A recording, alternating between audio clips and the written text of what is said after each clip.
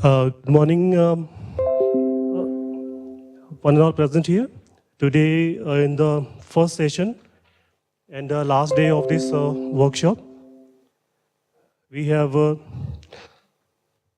Dr. Sitabhra Sinha with us with the topic titled Emergence of Voluntary Vaccination, Behavior in Social Networks of Rational Agents. So we welcome speaker.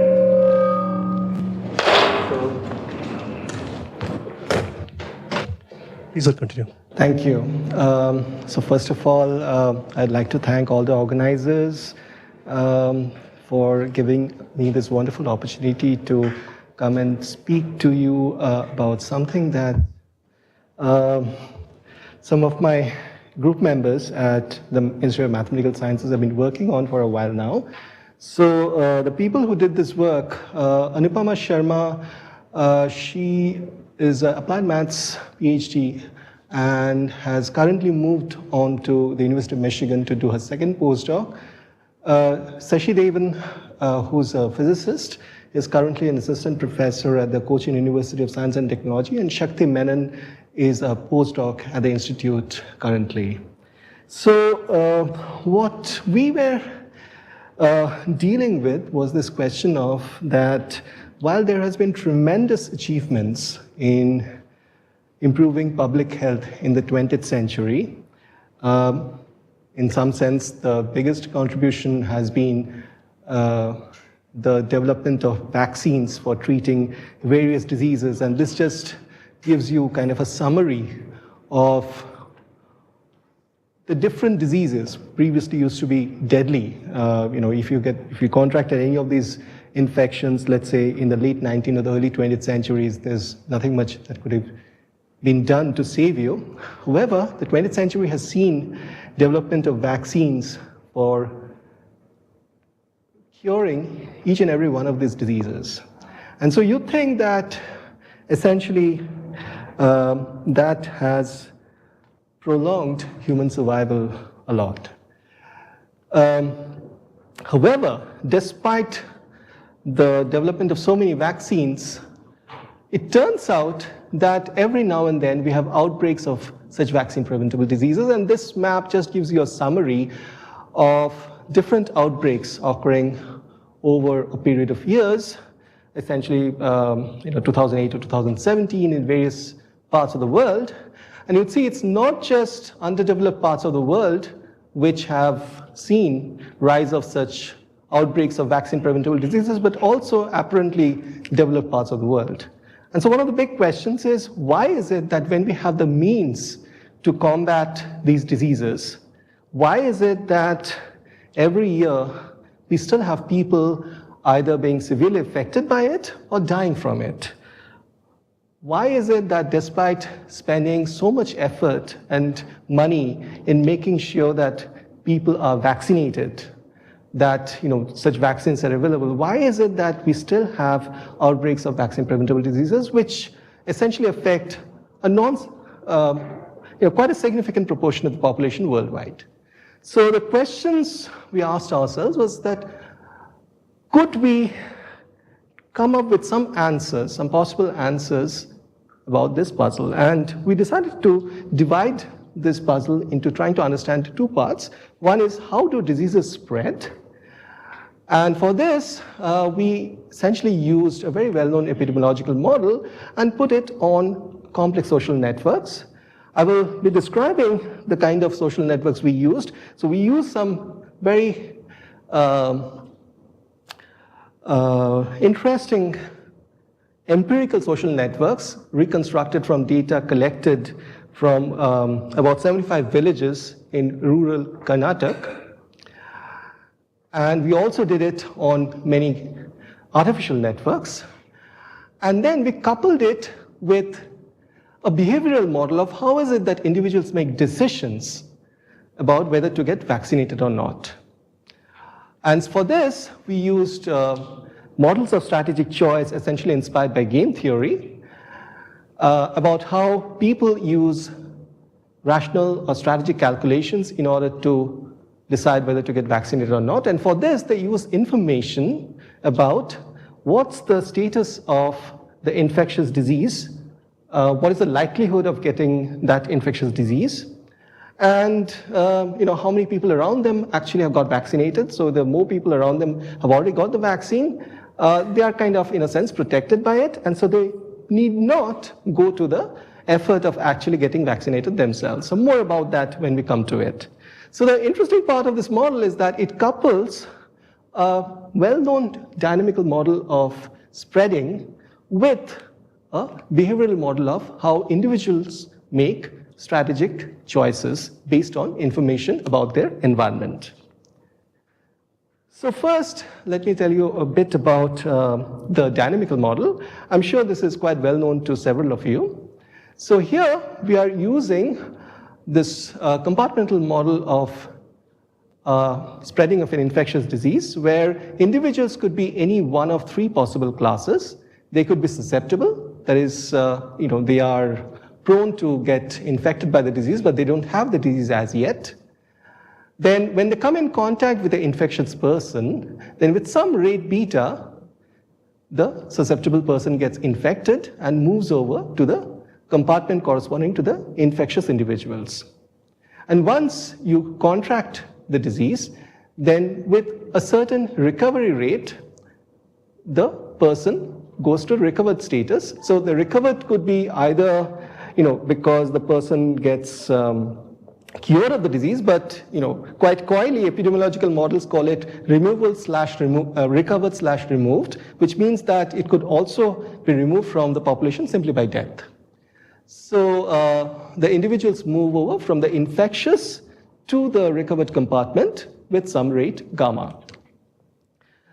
One of the underlying assumptions over here is that at the time scale at which the epidemic is propagating, the total population is conserved. And this is the basis for the famous Kerr-McInerney model, which was proposed in 1927, which said that given the proportions of the population which are in these three compartments, S and I and R, so the sum of these proportions is a constant, and you can write down differential equations describing the growth of the susceptible and the infected populations essentially as functions of the respective populations. So here beta, as I mentioned, is the rate of infection spreading, and gamma is the recovery rate, which turns out to be the reciprocal of the average infectious period. That is, once you get the disease, for how long, on average, would you be infectious? So looks fairly simple enough. So this is, of course, at when you are modeling it at a population level, and one of the big assumptions of Kerr and McInerney was populations are homogeneous, that they are well mixed, and so pretty much the probability of getting infected is equally likely from any individual in that population. So what happens when an infectious disease strikes a population? So typically you find that there's a period of exponential growth in the number of infected individuals until it reaches some kind of a saturation. And the saturation is reached because, like any spreading process in a finite, with a finite resource, eventually you hit the bottleneck that there are not enough susceptible individuals left in the population who you can infect. So at that point, the number of infecteds gradually start to decrease, and eventually either the infection dies out or becomes endemic in the population. Now, one of the most important quantities related to spreading of such diseases, which any public health professional would be interested to compute as soon as a new epidemic strikes, is this number called the basic reproduction number. So what it is, in essence, is just the average number of individuals who get infected from the index case, the first person who is infected in that population. So if that average number is less than 1, you don't need to worry, because eventually this infectious disease is just going to dissipate without turning into an epidemic. However, if this number is greater than 1, it's going to start growing in the population with a rate which, of course, depends upon how large this number is. So typically, whenever a new epidemic strikes, the first thing that the public health professional would ask an analyst to do is to look at the incidence data available till then and try to estimate the basic reproduction number of the disease. Using the Kermit-McKendrick model, you can actually figure out that it's nothing but just the product of the total size of the population at risk times the rate of infection spreading times the time of infectiousness. Let me remind you, this is nothing but the reciprocal of the rate of recovery. So if this product is greater than 1, you have an epidemic, else you don't need to worry about it. So this number has been computed for several diseases, like for example, we know that it's about 2 for hepatitis C as well as Ebola. It's about 4 for HIV. For mumps, it's about 10. For measles, it's about 18 and so on. So the higher the number, the more contagious it is. I'm sorry? So as I said, you essentially look at the rate, the ease with which the infection can jump from an infected person to a susceptible person, and how long, when a person contracts a disease, remains infectious. So the longer you remain infectious, the more people you can infect. So that means the quicker it can spread through the population. So usually this number, the tau I, the rate of average period of infectiousness, you can find out from the clinician, and the other number, beta, you have to estimate from the incidence information. So there you have to take the help of a statistician. So one of the advantages of having this number known to you is then you can compute that if a vaccine exists for the disease, what is the minimum fraction of the population at risk you have to vaccinate in order to prevent the epidemic from spreading out of bounds. And you can do that very easily by just noting, going back to the Kermit-McKendrick model, that the rate at which the infectious population grows is a function of the product of beta, the susceptible population at that time, times the infected population at that time, minus the rate at which recovery happens times the infected population. Now, needless to say, that if you want to prevent the infectious disease from becoming an epidemic, you just need to make this rate negative. Now, how do you make this rate negative? You make it negative by making sure that the right-hand side of this equation is less than 0. Simple algebra will show you that essentially to do this, you have to make sure that the population which is susceptible at the initial period should be less than the ratio of the rate of recovery to the rate of infection spreading. So you can compute these from your data and then essentially ask, okay, by how much should I decrease my susceptible population in order to make sure that the epidemic does not spread? So you might ask now, okay, wait a minute, a susceptible population is given to me. How can I decrease it? You can decrease it if a vaccine is available. So if you can vaccinate a fraction of the susceptible population, you have now decreased the effective population, which is susceptible to the infection. And so by decreasing it sufficiently, you can bring it below the limit posed by this ratio and thereby prevent the infectious disease from turning into an epidemic. So it turns out that because of this connection with the Kermit-McKendrick model, you have to make sure that if a vaccine is available, then you have to immunize a fraction of population which is greater than this number, 1 minus 1 over the basic reproduction number. So if you can do that, you can, in theory, prevent an infectious disease from turning into an epidemic. So you can put in the numbers for the various diseases that we showed in the previous slide, and you can compute that if a vaccine exists, by how much should you, vaccinate, or what proportion of the population should you vaccinate? So for measles, you have to vaccinate close to 95% of the population at risk in order to prevent it from becoming an epidemic. Smallpox, which is one of the big success stories of the 20th century public health efforts and has been completely eradicated. For that, you had to achieve vaccination of about 86% of the population. For flu, the number is much less, but of course for flu, people don't feel as much urge to go and get vaccinated as they would, for example, for smallpox and so on. So that's why, we have had successful eradication of smallpox, but influenza, even with, requiring a much lower fraction of the population to be infected, and also the fact that flu has a lot of mutations. So unless you manage to vaccinate, the critical fraction of the population all at one go, it essentially will mutate, and then you have to do the vaccination effort all over again. Now, the reason why vaccination has such a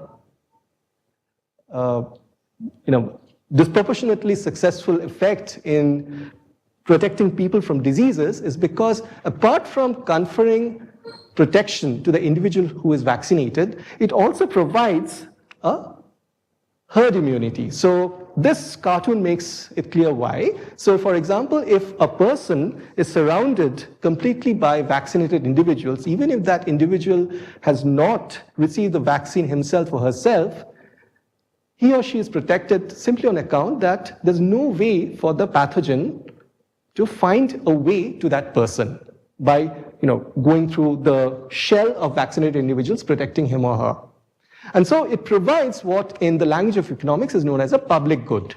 If you can vaccinate a critical fraction of the population, you don't have to vaccinate everyone. All you need is to vaccinate enough number of people to make sure that the few individuals who are not yet vaccinated are essentially now hidden from the sight of the infectious agent. So there's no way that even if one of these susceptible individuals is infected, then that infectious agent can make its way to the other infectious agents who are kind of hidden in the crowd of vaccinated individuals. And so it's very important from the point of view of public health to make sure that if a vaccine is available, then you immunize enough number of people so that it essentially becomes a public good, allowing herd immunity to protect the rest of the individuals who have not yet received the vaccine. So how to model this? So we do a stochastic model where essentially we have individuals present at each of these compartments, susceptible, infected, and removed. The events that we simulate are the events of infection by which an individual goes from the compartment of susceptible to infected with the probability which is a function of beta. Remember, this is the rate of the infection being transmitted from a infected to a susceptible individual, but it's also a function of the number of infected neighboring individuals of a susceptible individual. And that's because we are doing this not at a gross macroscopic population level, but in a social contact network where we are looking at each individual and asking, okay, in the network, how many infected neighbors does this particular individual have? The more the number of infected neighbors, the higher the likelihood that this particular individual is going to get infected. So for each individual, you can compute instantaneously what is the probability of getting the infection. And similarly, for each infected individual, you can compute what's the probability of recovering. And there's also a probability of an individual receiving a vaccine. And more about that later, because this is something which is not chosen completely at random in our model, but is basically an intelligent decision made by the agent. Okay, so as I mentioned, we find out the probabilities of each of this, and then we use a modified Gillespie algorithm to essentially evolve the system whereby different individuals move from one compartment to the other. And occasionally, through vaccination, you can have an individual moving directly from the susceptible to the recovered or removed compartment, where this individual is no longer capable of being infected on coming in contact with the infected individual. And so on. So essentially, what we need is to add a vaccination decision model which would tell us how this vaccination process happens in the model, which can be coupled with the disease transmission model, which I have just shown you in this set of slides. So how do we model this?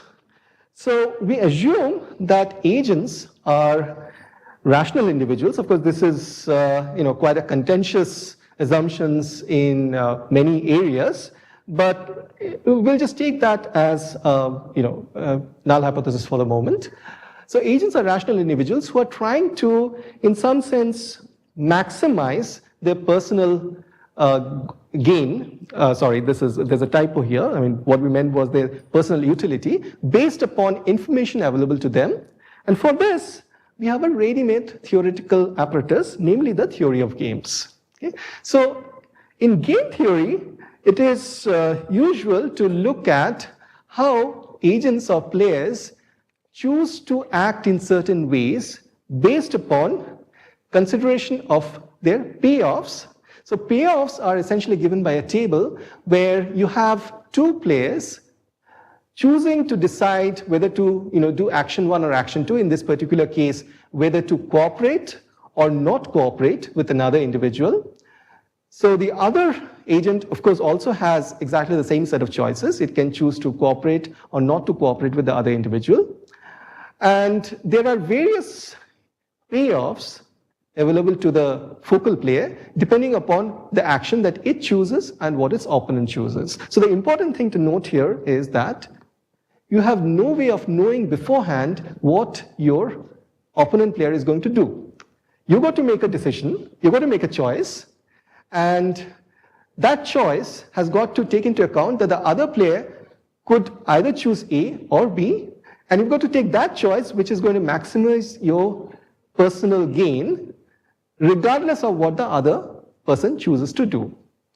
So for example, typically you can write the payoffs as follows, that if they both cooperate, they get a payoff which is essentially a reward for mutual cooperation.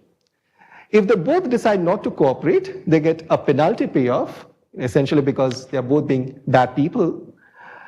If one person chooses to cooperate and the other person chooses to defect, the focal player gets a payoff which is known as the temptation to not cooperate, or temptation to be a bad person. Okay? So on the other hand, if the focal player decides to cooperate while the other player has not cooperated, then the focal player receives what is known as a sucker's payoff. It's played for a sucker by their opponent.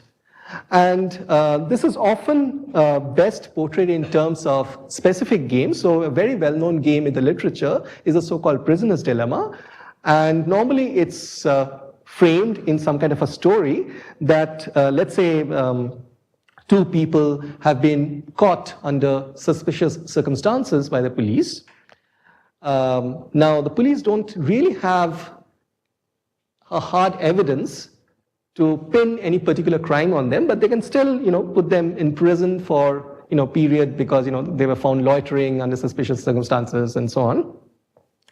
So the hope of the police is that if they interrogate them in separate cells and threaten them with, stiff prison sentences, eventually one of them is going to break down and confess to a crime.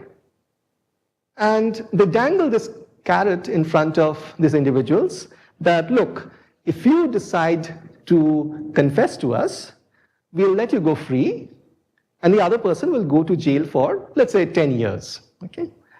On the other hand, if both of you, confess at the same time, okay, then the value of your confession is some kind of diminished, but we can still put you in jail, but we'll consider the fact that you confessed and everything, so we'll just put you in jail for 2 years.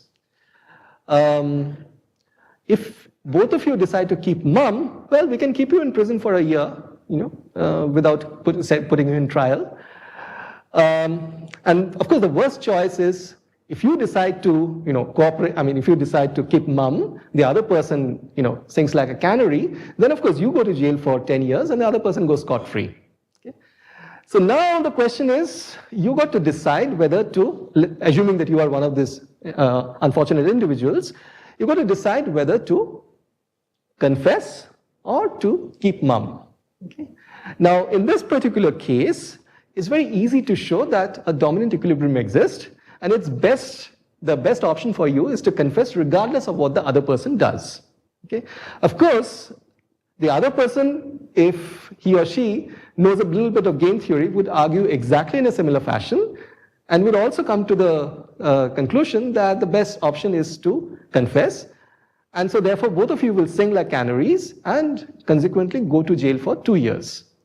If you were not so smart, if you didn't know game theory, of course, you might be tempted to, not to confess, And so you might end up with a lighter sentence that both of you would just remain in prison for 1 year each and then be set free. Okay? So this basically says that rational individuals can sometimes choose a suboptimal option when by not being so rational, they could have accidentally come up with a much more optimal equilibrium. So this is known as this prisoner's dilemma. So that's why the dilemma associated with it. But there are, of course, many game situations where the personally optimal goal is also the collectively optimal goal.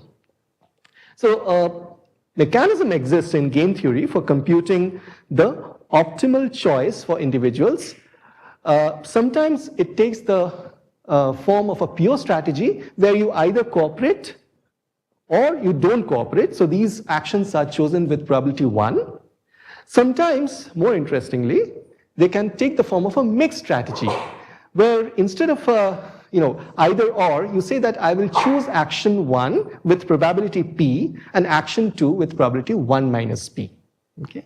And that's when things are not so clear cut. When it's not so clear that which action would directly give you the more benefit.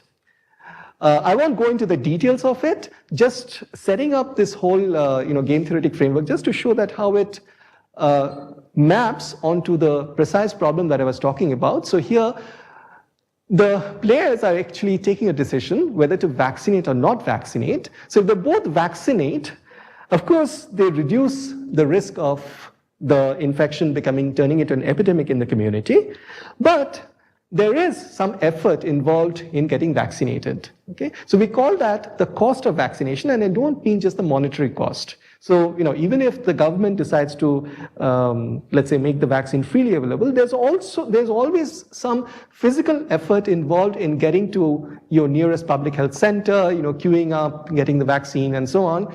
And sometimes vaccines have side effects, right? So, as we all know that, certain vaccines can have undesirable consequences where the person who's given the vaccine can go into shock. So you have to take all of this possible side effects into account when deciding whether to get vaccinated or not. So, if both of you are deciding to get vaccinated, then you are bearing the cost of vaccine, but also contributing, but you also know that, it would result in no risk of infection. If you both decide not to get vaccinated, of course, you don't have any cost of vaccination then anymore, but of course, you run a very high risk of getting infected. Now, if you decide not to get vaccinated and everyone else around you decides to get vaccinated, then that's the best of all possible worlds. You don't bear any cost of vaccination. You have not actually gone anywhere, you bear no risk of side effects and so on, and yet you're protected because everyone else around you has been vaccinated. So that's the best of all possible worlds.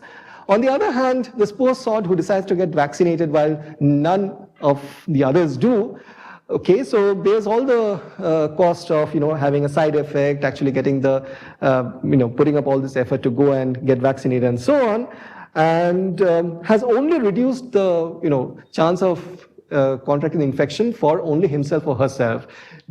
Because no one else around him has got the vaccine, it will still have a major effect once it turns into an epidemic, and this person will have to share the social cost of having the epidemic raging in the community. So essentially the model can be visualized as follows, that at each time, so each of these planes are like a time slice of the population. The colors represent the status of the individual, that is whether the individual is susceptible, infected, recovered, or vaccinated.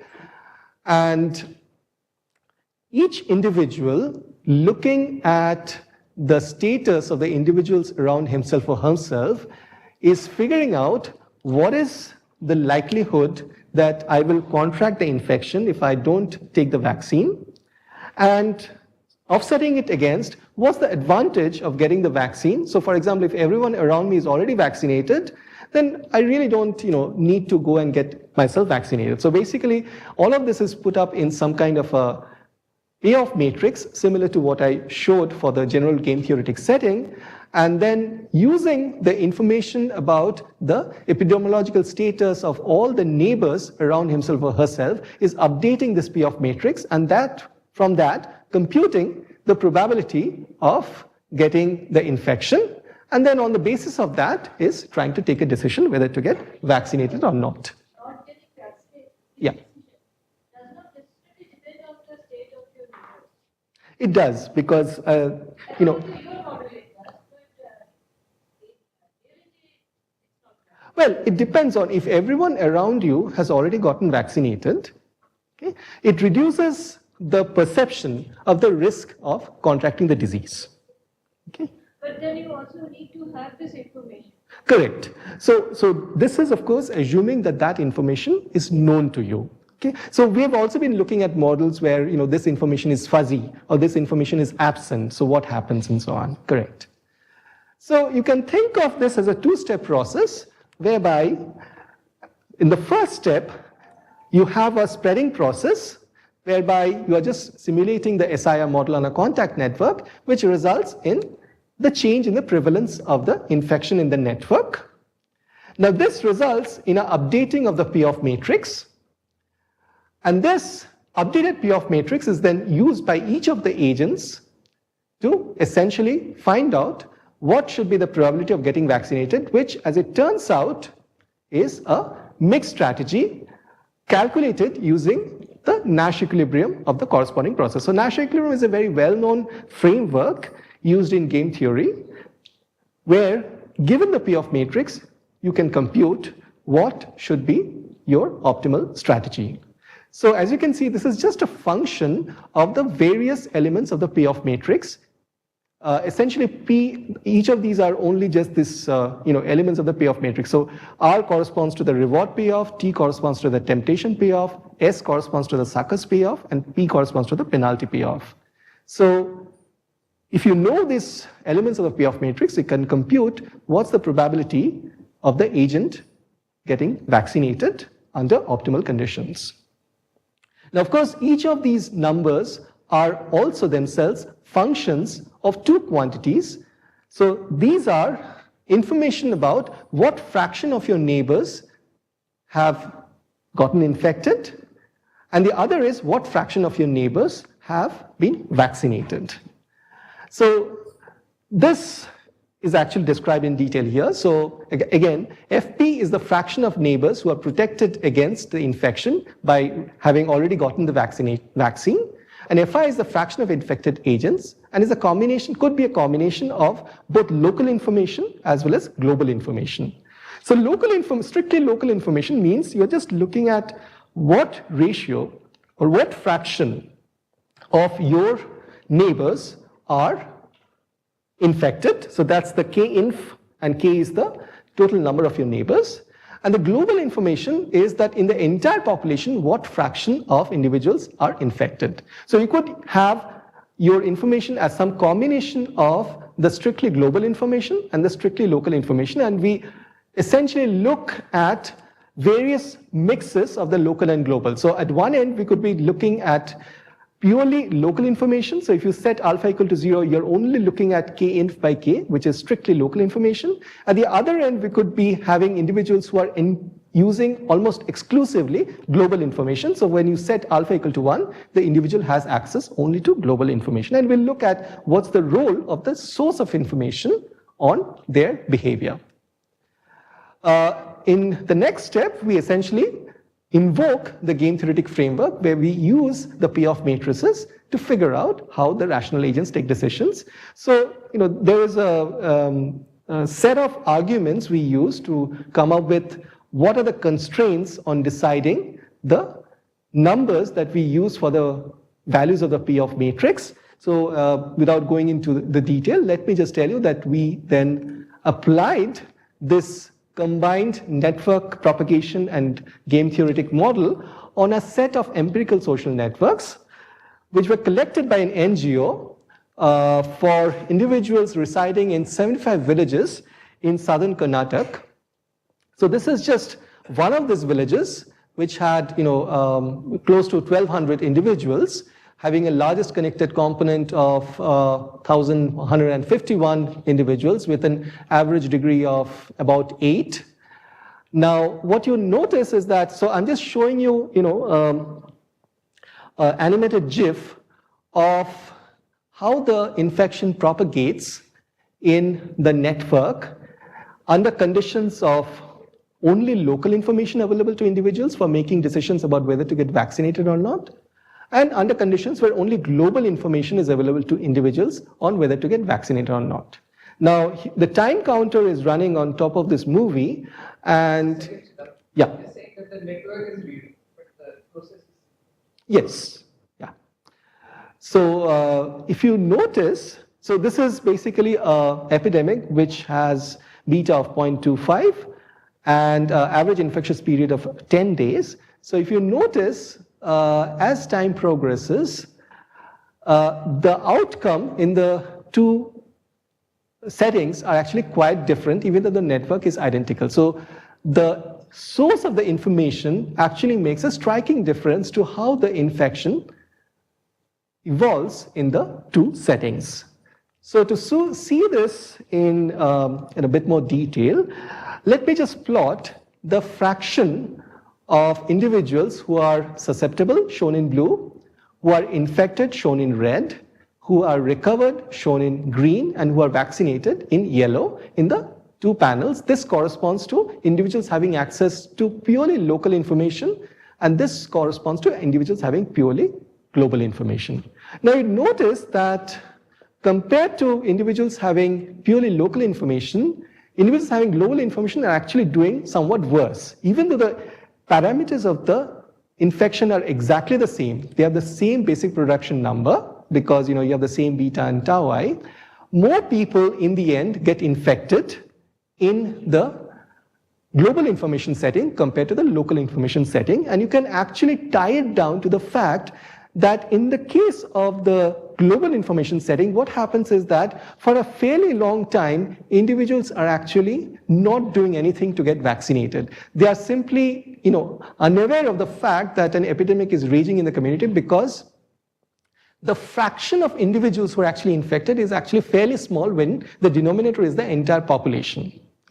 And then suddenly at some point they become aware that, wait a minute, an epidemic is going on, and then they all rush to get vaccinated. So there's this sudden rise in the status of vaccination, but by then it's too late. Already the epidemic has found a foothold in the community, and you essentially end up by having a much larger proportion of the population getting infected asymptotically. By contrast, when you look at the purely local information, you find that there's a steady and gradual increase in the number of people who are getting vaccinated because they're only looking at the local information or the local neighborhood around them. And so people around whom quite a few neighbors have gotten infected would immediately realize that something is amiss, have a higher predilection of getting vaccinated. And that essentially results in a higher number of people remaining protected from the epidemic once it goes out of the population. So if you look at the asymptotic number of individuals who have gotten infected as a result of this epidemic and compare the situations for the purely local information and the purely global information, you can clearly see the difference. Similarly, if you look at the fraction of vaccinated individuals, you can see that for larger or more infectious diseases, the purely local information people actually do better than the purely global information people. But there's a surprising situation here. So you notice that for an intermediate range of the basic production number, the local information individuals have actually received, or the fraction of individuals having purely local information getting vaccinated is actually lower than those who receive global information, but that's not reflected in the actual number of people getting infected. So it shows that under certain settings, there's no simple correspondence between higher vaccine coverage and higher number of people getting infected. And this essentially happens because most of the people who are getting vaccinated, who are contributing to this higher vaccination fraction here, did it too late to actually change the course of the epidemic. So the epidemic by then had gotten pretty much established. Okay, so this is a very, very crowded slide, just summarizing what I told you. I won't go into the details of that. So after having gone through all this empirical networks, we asked ourselves, how much are our results dependent on the nature of the networks? So the first thing we tried was, of course, to do it on this very simple Erdős-Rényi random network. And we found qualitatively essentially identical results. So it turns out that actually the details of the network are not crucially affecting the basic results of how local and global information are affecting the behavior. So for example, if you look at the asymptotic fraction as a function of R0, and as functions of the source of information, you'll find essentially identical pictures to what we saw in the empirical networks, which, let me tell you, are very different from Erdős-Rényi networks. They have community organization, they have heterogeneous degree distribution, and so on. Yes. So, sorry? Right on the scale. Yes, although we have not tried out extensive simulations, but when we tried it out, it didn't show much difference. Okay. I'll come back to the scale free later, I mean, in later discussions. Absolutely, you're spot on.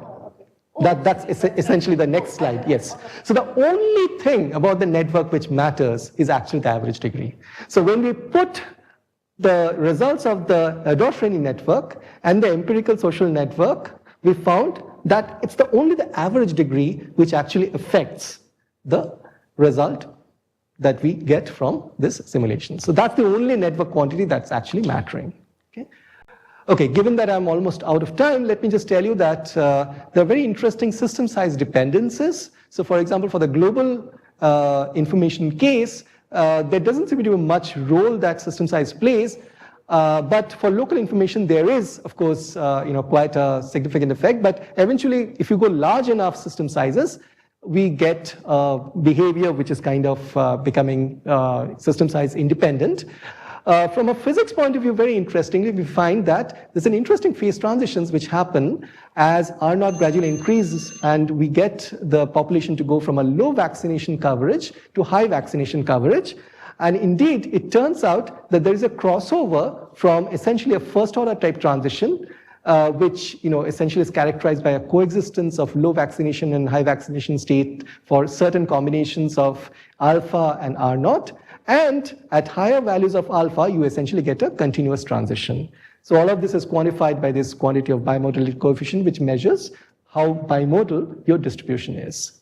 So just to conclude, essentially, we have been looking at this question of why we have vaccine hesitancy, and essentially studied this under a condition where we combine the spreading of epidemics in social contact network along with individuals taking strategic decisions whether to get vaccinated or not based on information about the intensity of the infectious disease around them and also how protected they are by knowing about how many people around them have gotten vaccinated.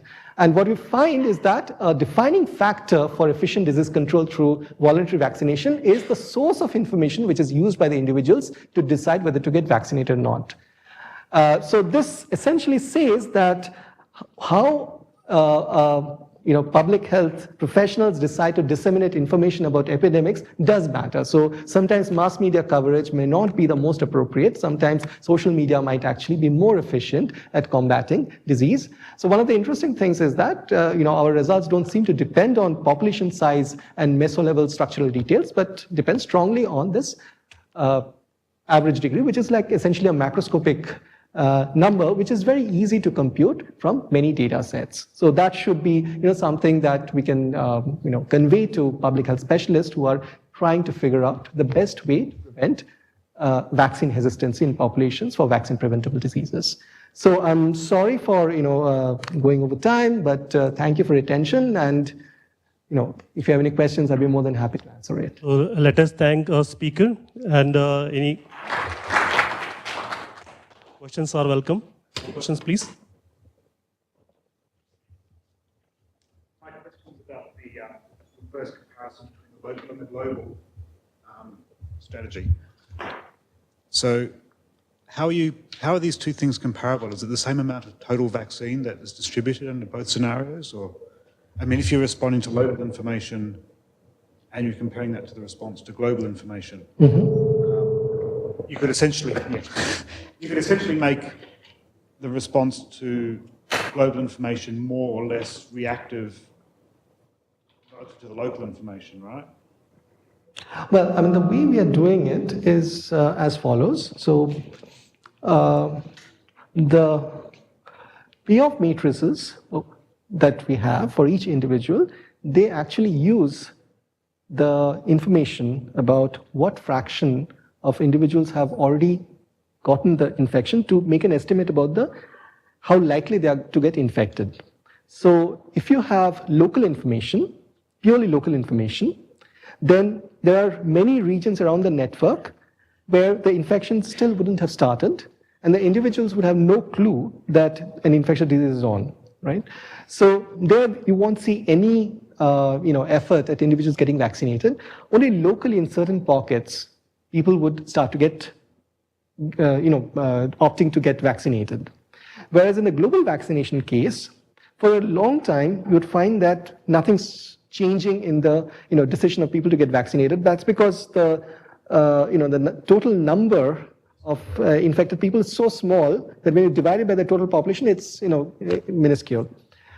And suddenly, let's say, almost a threshold is reached, and people suddenly realize that the epidemic is on, and then all over the network, you suddenly find people starting to change their status from susceptible to vaccinated. Because everyone's responding to the same payoff matrix in that case. Well, I mean, the payoff matrices are much more similar. Well, I wouldn't say similar. The values of the payoff matrices corresponding to whether people think that they're at high risk of getting infected becomes similar because they are receiving global information. So in that sense, it's a bit more homogeneous than the case of the purely local information. So that results in a very different outcome because people deciding to get vaccinated on the basis of global information typically makes this decision much later, by which time the infectious disease has already spread itself into different parts of the network, and it's very hard to control that after doing, after it has reached that state, even after doing enormous amount of vaccination. So we assume, of course, that vaccines are available for everyone. It's just that people are deciding whether to get vaccinated or not. So have you looked at what happens if you have a time delay, if you have a latent state in the disease? There's a delay in the information propagation, there's a delay in the vaccine being active. So very interestingly, before getting into the game theoretic model, we were using a model which uses simple rules. So, like you decide to get vaccinated if the number of infected people, according to you, has increased beyond this. And so there we had put in delays. And we had seen that, the delays, of course, play a very important role. But in the game theoretic model, we have not put in delays as yet. So let us thanks. I think the session. As you increase alpha from 0 to 1, does the fraction increase monotonically or? Sorry, which fraction? Alpha. Yeah. From 0 to 1. Yeah. Does the fraction of infected people change monotonically, or is there a sweet spot of infection? So that you can, actually infer from this figure. So you can see that it's not so clear. So for example, if you focus just on a R0 value of about 1.5, it's not very clear whether changing alpha would result in an immediate. So of course, this is not the fraction of infected individuals. This is the fraction of vaccinated individuals, and that doesn't have a clear-cut monotonic dependence on alpha. But I don't have the data on the precise number that you asked me, which is the fraction of infected individuals. But I think we can go back and check. I think that's an interesting question about whether it has a monotonic. Also, I think the ratio of infected to vaccinated is more interesting because you have most benefit for the lowest cost. Sorry? The ratio of infected to vaccinated.